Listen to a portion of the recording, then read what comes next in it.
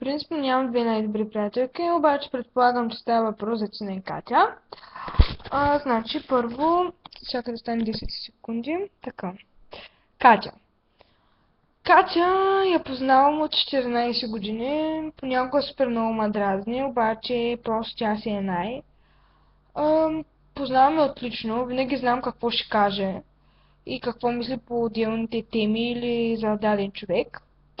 Катя е свясно момиче, страшно е срамежлива, гледа винаги от позитивната страна на нещата и мрази думата обичам те.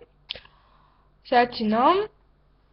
Тина, тя е много странен характер, познаваме от 10 години, не, 12 някъде, 10-12 години, от този интервал от време.